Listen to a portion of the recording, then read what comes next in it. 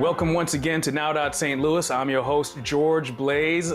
We've started a new year here, and yet the stresses we've gone through over the past year haven't seemed to have gotten away, but it seems that there's a little light at the end of the tunnel. Different things are happening with the COVID vaccine being distributed, but things aren't going necessarily according to the plans we were given.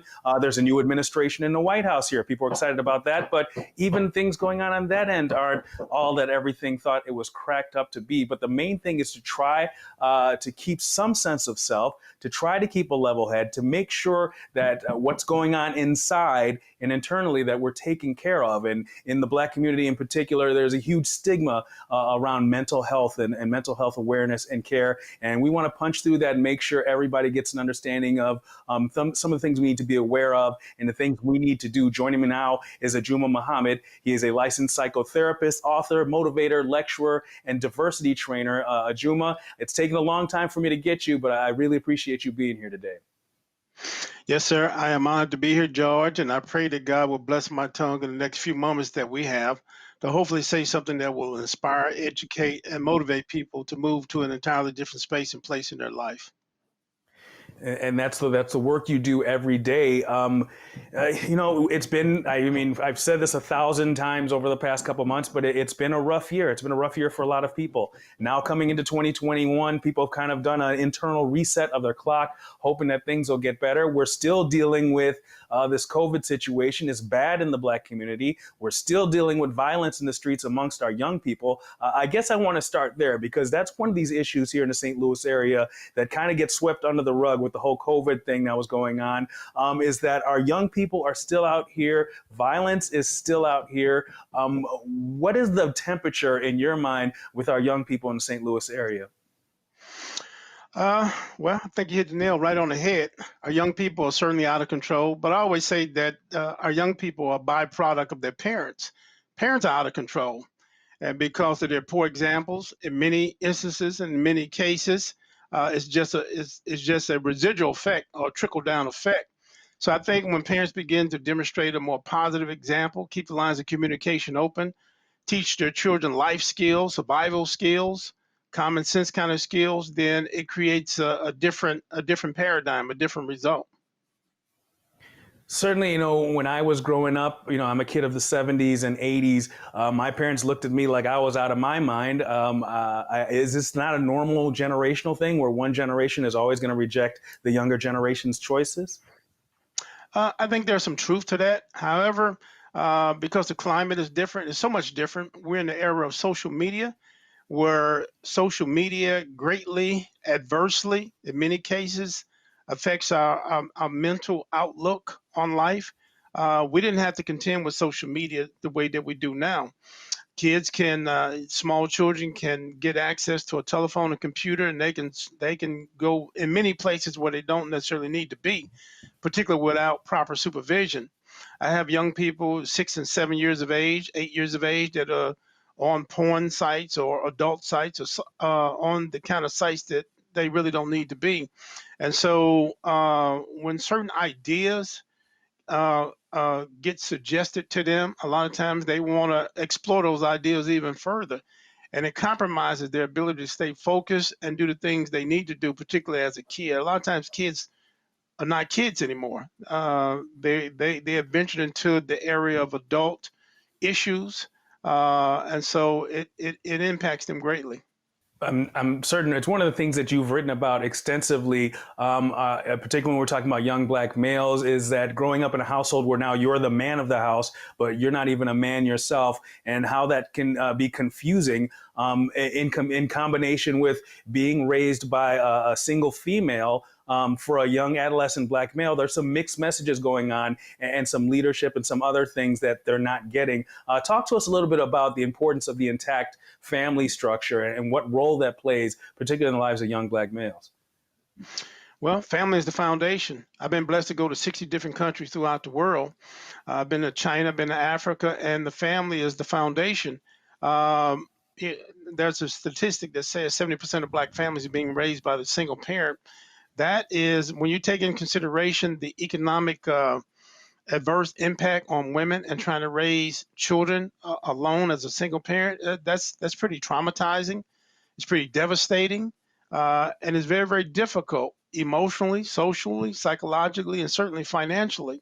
And so having two parents in the house, it helps to kind of create a sense of balance, the yin and the yang, so to speak. So that's imperative to have two parents in the home. Now, you said something, George, that I want to just expound on briefly. Sometimes you can have two parents in the home and it creates a lot of chaos, particularly if parents are not on the same sheet of music, so to speak, in terms of child development, child rearing, child discipline, just in the way that the child should go. So I've seen two-parent households uh, um, um, be very difficult in a lot of respects because they present mixed messaging or mixed messages to the children. So sometimes that can be very problematic as well. But ideally, when you have two parents in the home, it's a much better situation because it gives the other parent a sense of relief. I've heard several people say that there's as much an impact in terms of the financial achievement for women in terms of the disparities in education and job opportunities. There's as much an impact in the choices some women make in their lives. Bringing the wrong man into your life or bringing the wrong woman into your life, as you're saying, can have as much of a detrimental effect on your ability to Absolutely. make a living. Absolutely, absolutely. When you have mixed messaging in the house, sometimes women tend to be the disciplinarian, and men tend to be more passive. And so it's very important that during that courtship period, that we really kind of get a deeper understanding of what we're walking into, and not let it just be a feel good moment.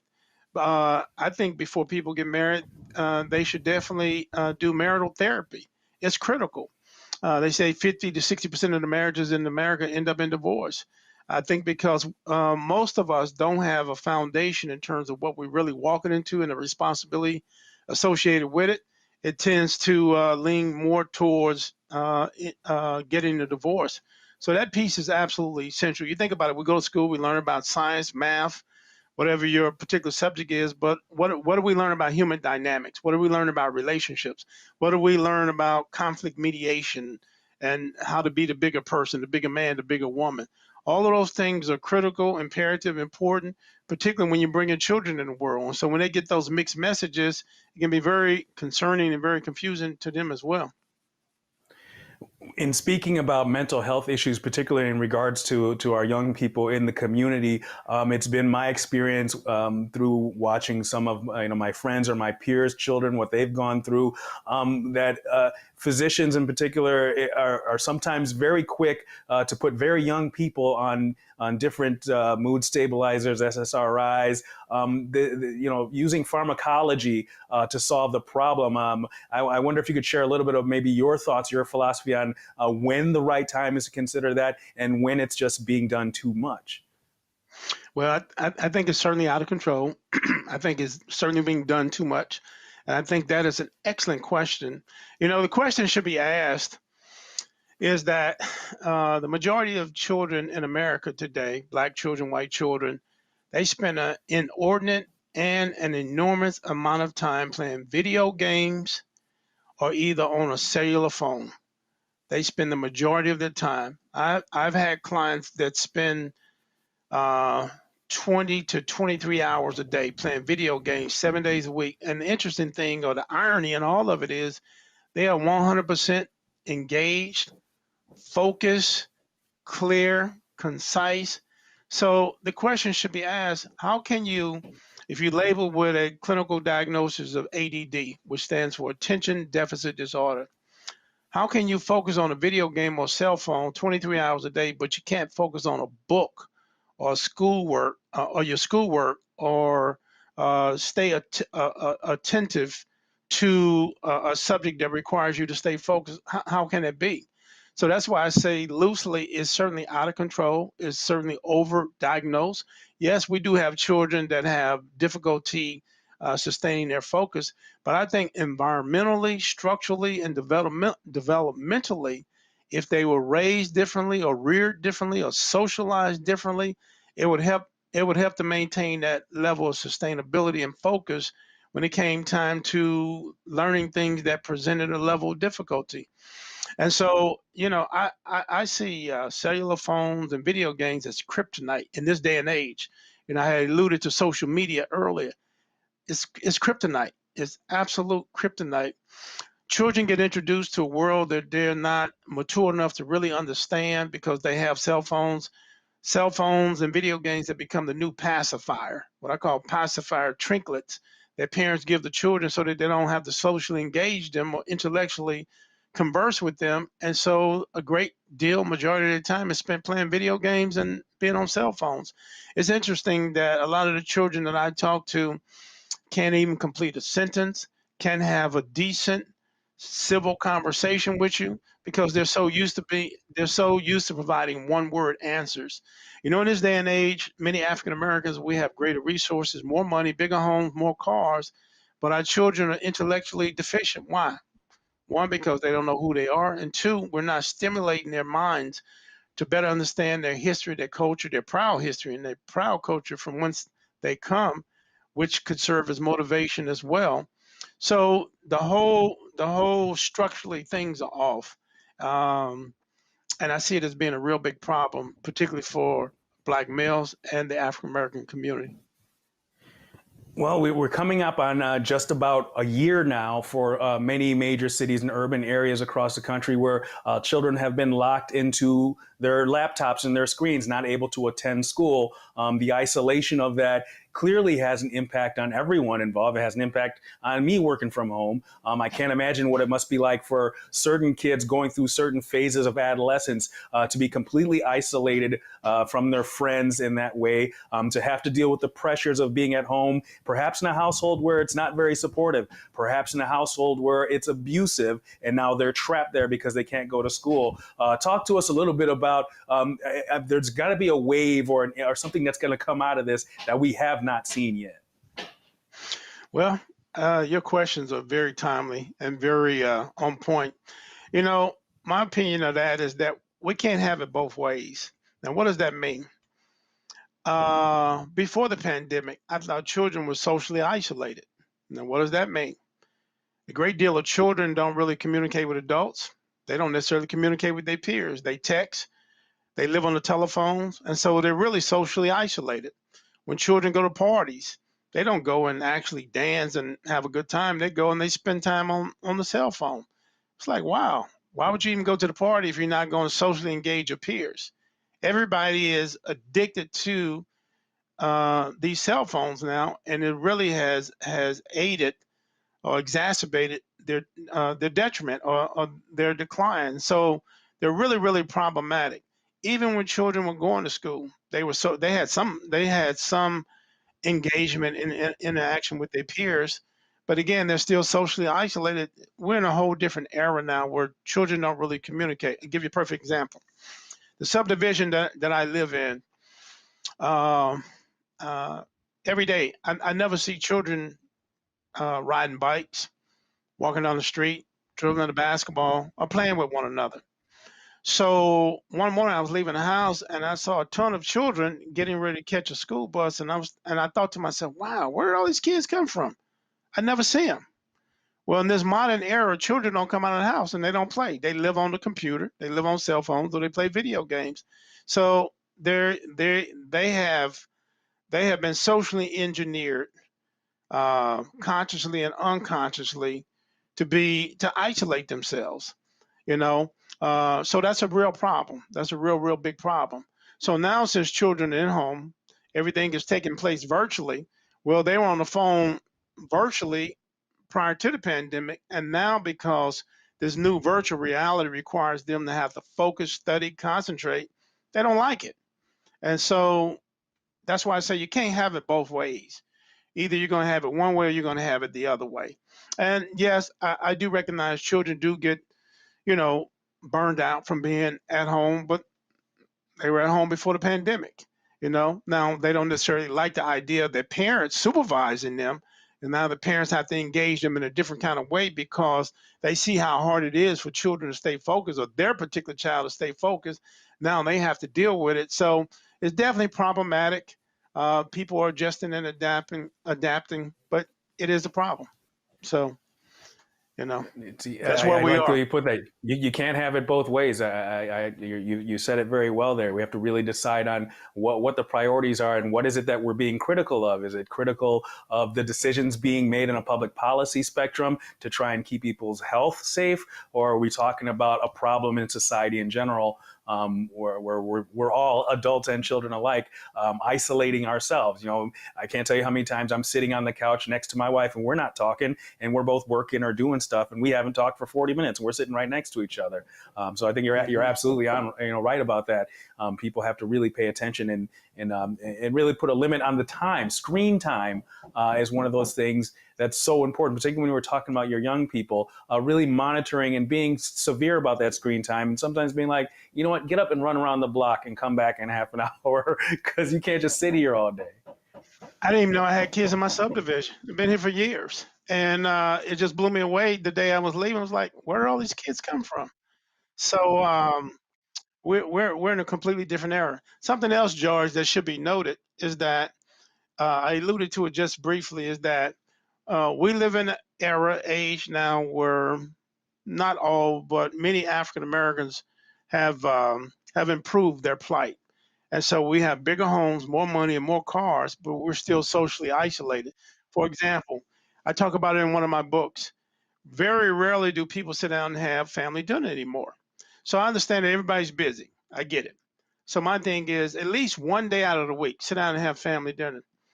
I can count on one hand the number of times that families, maybe white families too, I don't know, but particularly black families actually sit down and have family dinner. They don't do it anymore. If it does happen, people bring their electronic devices to the dinner table. So mom is texting, the children are texting. So you're there, but you're really not there. You're not mentally engaged. You see, people don't require their children to go to church or go to the mosque anymore. That was a social activity, a positive social activity. So the standards have are so low now.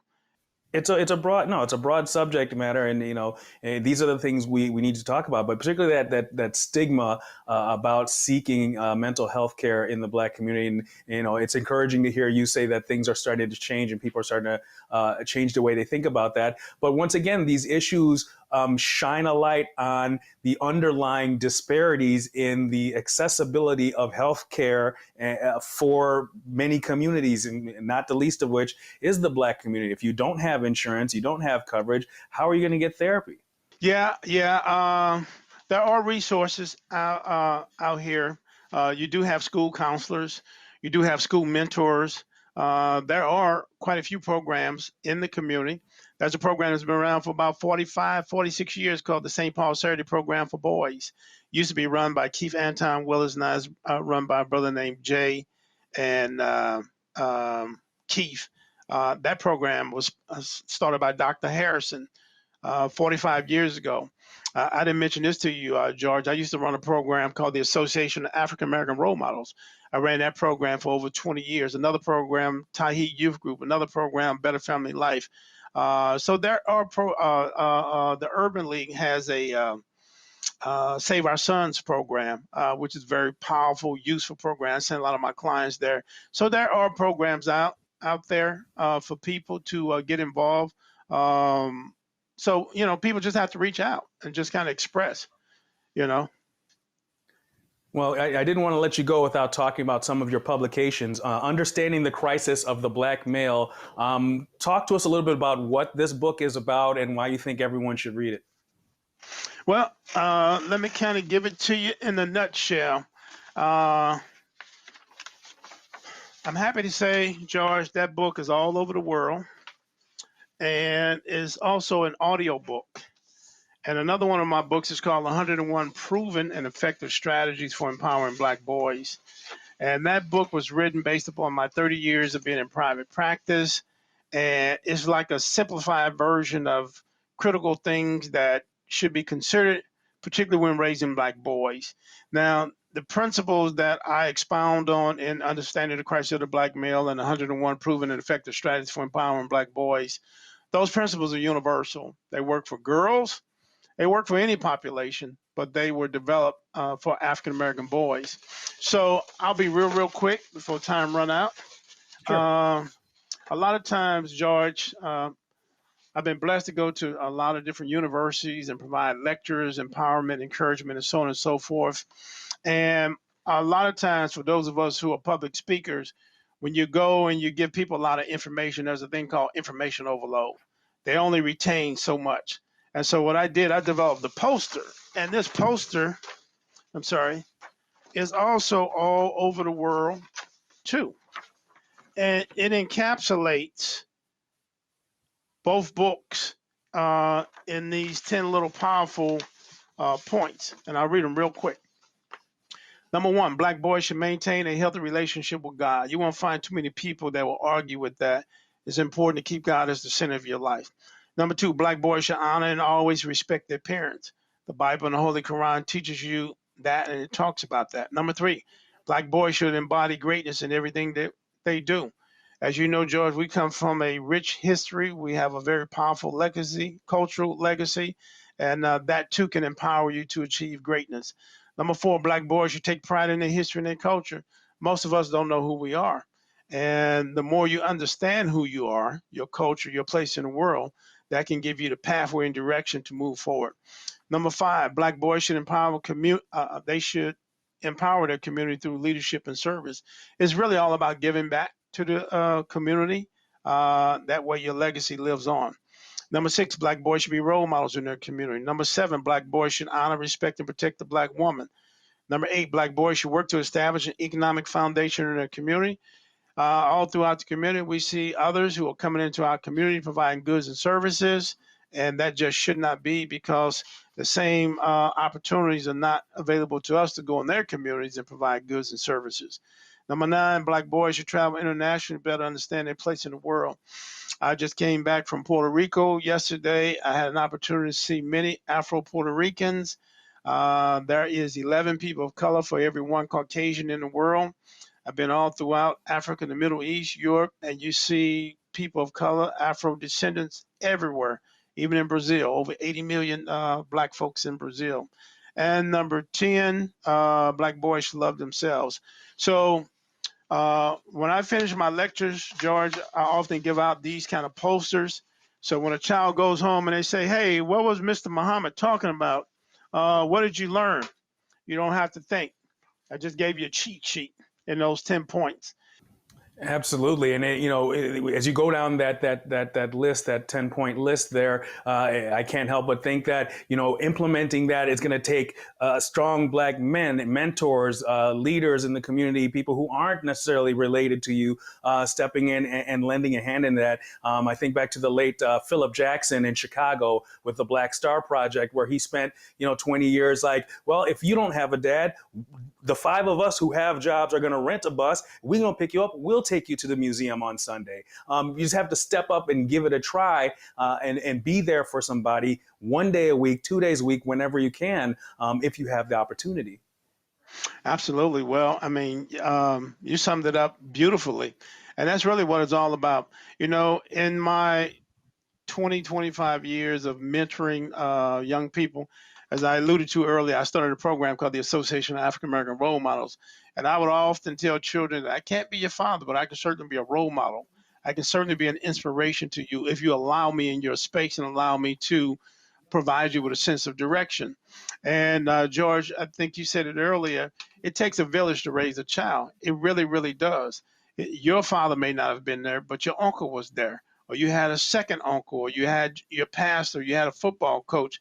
And I think when we look at all children as our children, it makes all the difference in the world.